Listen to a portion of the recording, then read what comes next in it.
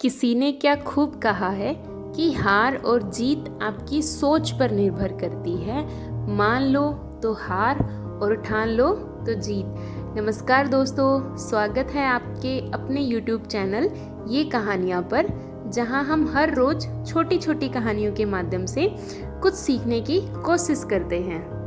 आज की जो कहानी है मैं समझती हूँ कि हर किसी के जीवन से जुड़ी हुई है, क्योंकि हम सब हर टाइम कोई ना कोई समस्या से घिरे रहते हैं। तो मैं उम्मीद करती हूँ कि जो आज की हमारी कहानी है, ये सुनने के बाद शायद आप और मैं, हम सबके जीवन का, हम सबकी समस्याओं को देखने का शायद नज़रिया बदल जाएगा। तो चलिए शुरू करते हैं। एक बार की बात है, एक व्यक्ति कई दिनों से चिंतित चल रहा था। अब चिंता की वजह से वो थोड़ा चिड़चिड़ा और तनाव में भी रहने लगा था।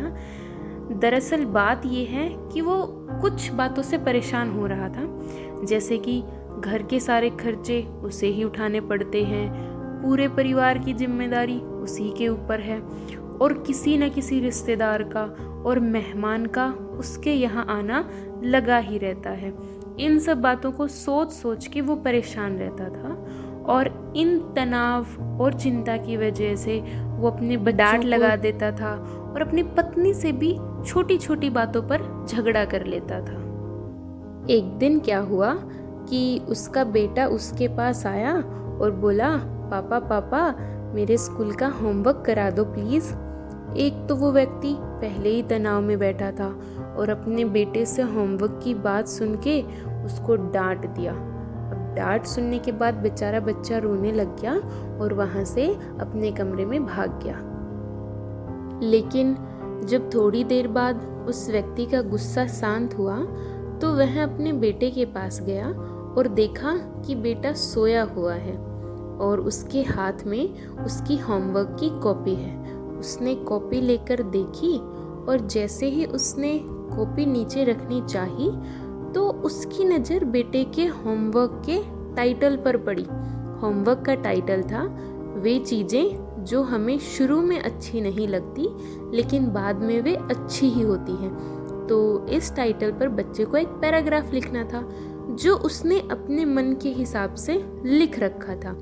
उत्सुकतावश उसने बच्चे का लिखा हुआ पैराग्राफ पढ़ना शुरू किया। बच्चे ने लिखा हुआ था कि मुझे ना मेरे फाइनल पेपर बिल्कुल भी अच्छे नहीं लगते, लेकिन फिर भी मैं उनको धन्यवाद देना चाहूँगा क्योंकि फाइनल पेपर के बाद स्कूल की छुट्टियाँ हो जाती हैं।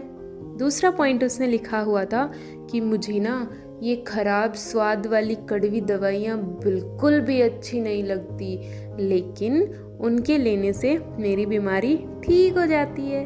तो शुरू में तो ये कड़वी लगती हैं, लेकिन बाद में बीमारी ठीक हो जाती है। तीसरे पॉइंट पे उसने लिखा हुआ था कि मुझे जो सुबह सुबह जगाने वाली अलार्म है ना, ये पहले तो बेकार लगती है, लेकिन फिर भी मैं इसको धन्यवाद देता हूँ क्योंकि ये मुझे हर रोज़ जगाती है और मुझे ये बताती है कि मैं जिंदा हूँ। चौथे पॉइंट पे उसने लिख रखा था कि मैं ईश्वर को भी धन्यवाद देता हूँ जिन्होंने मुझे इतने अच्छे पिता दिए हैं, क्योंकि उनकी डांट मुझे शुरू में तो बहुत बुरी लगती है, लेकिन वो मेरे लिए खिलौने लाते हैं, मुझे घुमाने ले जाते हैं और मुझे बहुत अच्छी अच्छी चीज़ें खिलाते हैं। और मुझे इस बात की खुशी है कि मेरे पास पापा हैं, क्योंकि मेरे दोस्त सोहन के तो पापा ही नहीं हैं। अब बच्चे का होमवर्क पढ़ने के बाद वह व्यक्ति तो जैसे नींद से जगा हो, उसकी सोच, उसका नज़रिया हर चीज़ के लिए जैसे एकदम मानो बदल सा गया हो। बच्चे की जो बातें लिखी हुई थी, वो जब उसने पढ़ी तो बार बार वो बातें उसके दिमाग में घूम रही थी, खासकर वो आखिरी पापा वाली लाइन। फिर धीरे धीरे सोचने के बाद वो थोड़ा शांत हुआ और वापस बाहर आके अपनी परिस्थिति, अपनी समस्याओं के बारे में सोचने लगा, और उसने अपना नज़रिया अपनी समस्याओं के लिए थोड़ा सा बदला और सोचना शुरू किया। उसने सोचा कि मुझे सारे घर के खर्चे खुद ही उठाने पड़ते हैं, इसका मतलब है कि मेरे पास घर है और ईश्वर की कृपा से मैं उन लोगों से बहुत अच्छी स्थिति में हूँ जिनके पास घर ही नहीं है। मुझे पूरे परिवार की जिम्मेदारी उठानी पड़ती है। इसका मतलब है कि मेरा परिवार है, मेरे माता पिता, मेरे बीवी बच्चे हैं और ईश्वर की कृपा से मैं उन लोगों से बहुत खुशनसीब हूँ जिनके पास परिवार कहने के लिए कुछ भी नहीं है और वो इस दुनिया में अकेले ही हैं। मैं पहले ये सोचता था कि मेरे पास रिश्तेदार, मेहमान, मित्र आते रहते हैं, है ना, लेकिन इसका मतलब ये है कि मेरी समाज में एक हैसियत है और मेरे पास मेरे सुख में, मेरे दुख में मेरे साथ देने वाले हैं।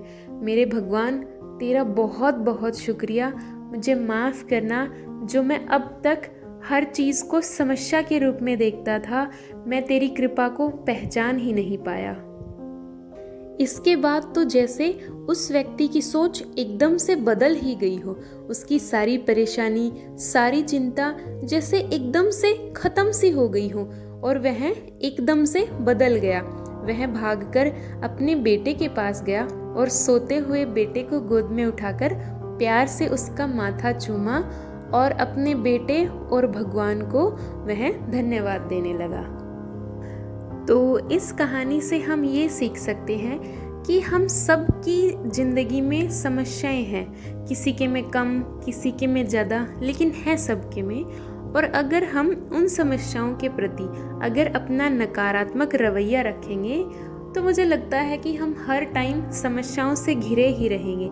लेकिन जैसे ही उन्हीं परेशानियों के लिए अगर हमने अपने विचार बदल दिए, अगर हमने सकारात्मक नज़रिए से उनको देखने लगे, तो मुझे लगता है कि हमारी सोच उनके प्रति बदलती चली जाएगी। और जब हमारी सोच बदलती चली जाएगी तो हमारी सारी चिंताएं, सारी परेशानियां और जितने भी तनाव हैं वो धीरे धीरे से ख़त्म होते चले जाएंगे और हमें मुश्किलों से निकलने के लिए नए नए रास्ते दिखने लगेंगे।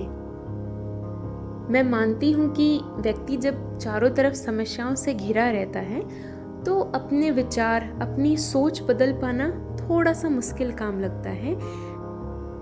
लेकिन आपको पता है आप सब कुछ कर सकते हो और यहाँ तो सिर्फ अपना नज़रिया ही तो बदलना है। तो एक बार आप अपनी समस्याओं के प्रति सकारात्मक सोच बना के देखिए और अगर आप ऐसा करते हैं तो आपको अच्छा महसूस होगा। और अगर आपको अच्छा महसूस होता है तो प्लीज़ कमेंट में हमारे साथ शेयर कीजिए ताकि आपके अनुभव और लोगों के भी काम आ सके। थैंक यू, कीप स्माइलिंग और ऐसे ही देखते और सुनते रहें ये कहानियाँ।